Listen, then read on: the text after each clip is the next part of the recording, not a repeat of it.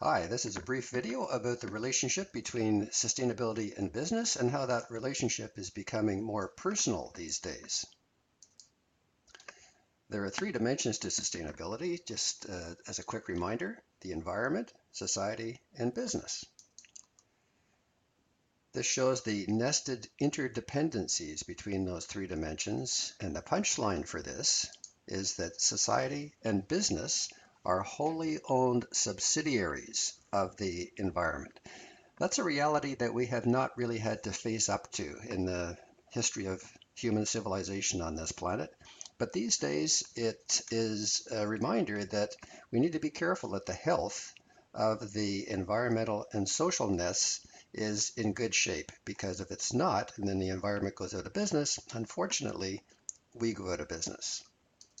So we have to be careful about how we treat those nests, and that's reinforced by some fundamental science-based principles that give us guidance on being careful about how we are impacting environment and society.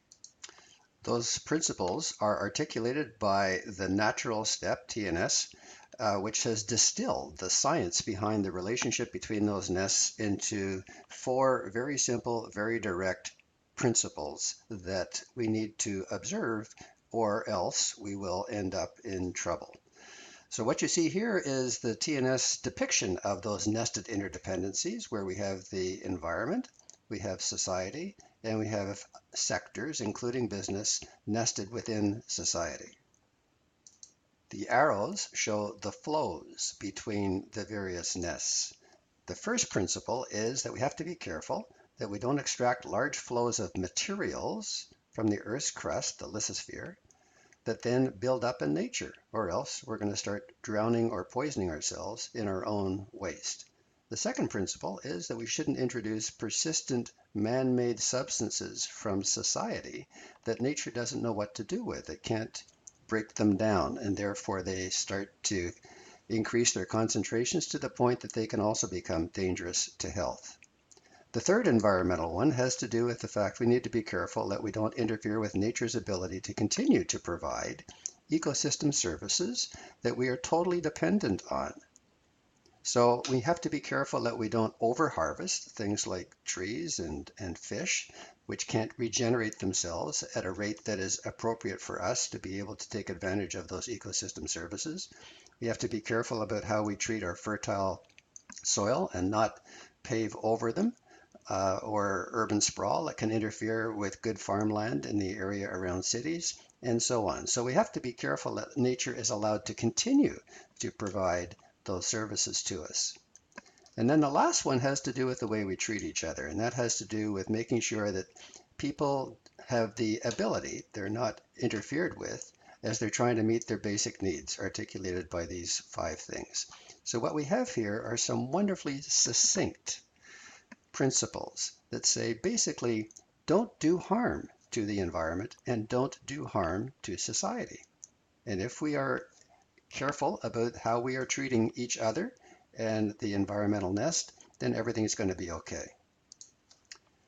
So these principles apply to all sectors in society. If we take a look at business as one of those sectors, we can reword these slightly just to be a little bit more direct about the way in which business treats these. Don't pollute the environment with byproducts of mined substances or after we're finished using them. Don't degrade the environment by physical means. Be careful we don't pollute with things that we make, synthetics that nature doesn't know what to do with, and be careful that we treat each other appropriately. And in business speak, that's stakeholders. So those are the fundamental principles that should govern the way in which we treat those nests and our behavior and actions. Unfortunately, over the last 250 years, since the beginning of the Industrial Revolution, many of the impacts that business have had on society and the environment are violating those principles. Some of the things that business does for the environment and society are good, but unfortunately, many of them are not. And that means that they are causing harm to society and the environment. So those impacts are not as positive as they need to be able to honor the science-based principles for how to treat those nests. And what happens is those nests are starting to wreak revenge on business because they're boomeranging those impacts back onto business. So the things that business has been taking for granted in the environment, the ecosystem services and the materials and the availability of all of the things that they need, is not an infinite supply. And that supply is being interfered with by the way in which the environment has been abused by society as well as business. And those scarcities are starting to become business issues. As well, the expectations of society for what the role of business is on this planet is also changing. And the way in which society is starting to expect business to be more responsible about the way in which they are generating their profits, their money, and also treating each other. So what we're talking about here is something which is becoming more and more personal for business, and risks associated with those boomerangs are starting to get the attention of the business community.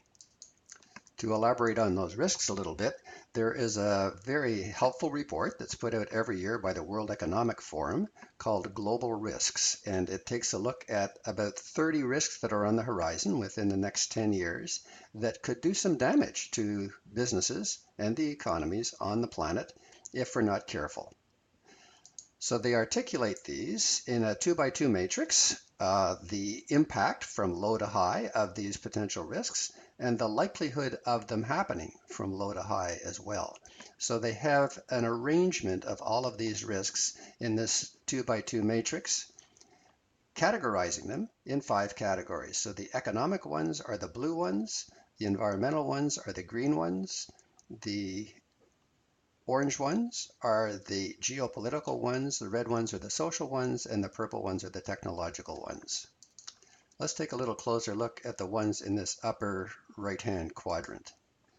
So what you see is that these are ones that you and I would think of as sustainability related because they have environmental, social, and some economic ones in the mix. So 3 of the 5 categories are what are normally considered to be the 3 dimensions of sustainability: economic, environmental, and social.